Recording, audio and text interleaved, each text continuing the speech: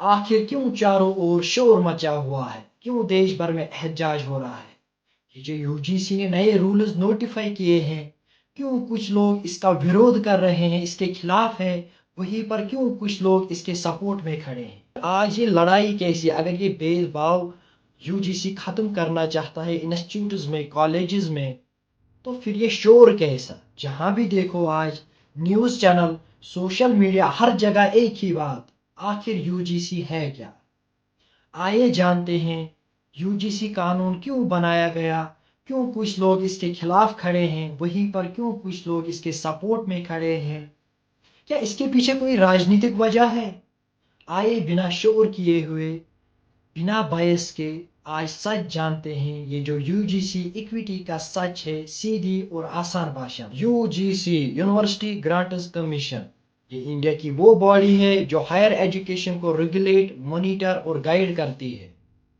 2026 में जो यूजीसी ने नए एंटी डिस्क्रिमिनेशन रूल्स नोटिफाई किए, वो जानने से पहले हमें उनका बैकग्राउंड जरूरी जानना है। ये जो आज कुछ लोग इसके सपोर्ट में खड़े हैं या कुछ लोग इसके विरोध में खड़े हैं, लेकिन इसका बैकग्राउंड जानना ज़रूरी है कि ये रूल्स कहाँ से आए। यूं ऐसे तो नहीं आते हैं कि कोई बोलेगा कि ये रूल्स लागू कर दो तो लागू कर दिए, नहीं।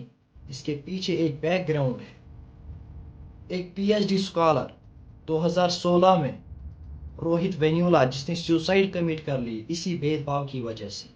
फिर 2019 में पायल ताड़वी, एक मुंबई की डॉक्टर, उसने भी सुसाइड कमिट कर ली इसी भेदभाव की वजह से। एम्स जैसी इंस्टीट्यूट में अनिल मीना नाम की स्टूडेंट ने सुसाइड कर ली, जहां पर लोगों का ख्वाब होता है कि हमें एडमिशन मिले, हम वहां पर तालीम हासिल करें। सुसाइड करने के बाद फैमिली सुप्रीम कोर्ट चली गई और इसने जांच करके यूजीसी को क्रिटिसाइज किया कि आप डिस्क्रिमिनेशन को रोक नहीं पा रहे हैं, इसीलिए आपको नए रूल्स बनाने की ज़रूरत है।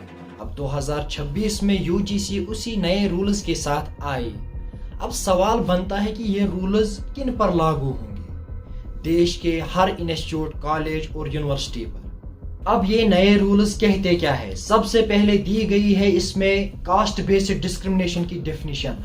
मतलब अगर आप किसी भी ST, SC, OBC community person के साथ भेदभाव करते हैं उनकी कास्ट, ट्राइब या बैकग्राउंड देखकर, तो वो डिस्क्रिमिनेशन मानी जाएगी, आपके खिलाफ कंप्लेंट दर्ज होगी और एक्शन लिया जाएगा। अब सवाल है कि ये कंप्लेंट कहाँ दर्ज होगी?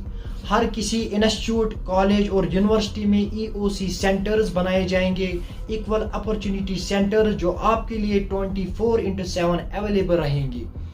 और इक्विटी कमिटीज होंगी जिनके मेंबर्स एसटी, एससी, ओबीसी और वुमेन्स होंगी, जिनका काम होगा इन कंप्लेंट्स की इंक्वायरी करना और बाद में जो डिस्क्रिमिनेशन करता हो उसके खिलाफ एक्शन लेना। एक हेल्पलाइन नंबर भी दिया जाएगा जो आपके लिए 24/7 अवेलेबल रहेगा। करवाने की जिम्मेदारी दी गई है हर कॉलेजेस और यूनिवर्सिटीज को, मतलब वाइस चांसलर्स, प्रिंसिपल्स और डायरेक्टर्स को।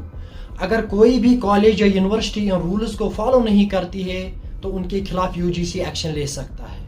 अब बात करते हैं जो लोग इन रूल्स के अगेंस्ट है, उनके 3 पॉइंट्स है। पहला, इन रूल्स का मिसयूज हो सकता है, मतलब कोई भी फॉल्स कंप्लेंट कर सकता है जिसके बारे में इन रूल्स ने कोई भी बात नहीं की है। दूसरा, जनरल कैटेगरी वाले स्टूडेंट्स को क्यों बाहर किया गया है? अगर उनके साथ कोई डिस्क्रिमिनेशन होती है तो वो कहाँ कंप्लेंट करेंगे? तीसरा, ये जो कंप्लेंट कमिटीज बनाई गई है इसमें जनरल कैटेगरी वाले रिप्रेजेंटेटिव्स क्यों नहीं है?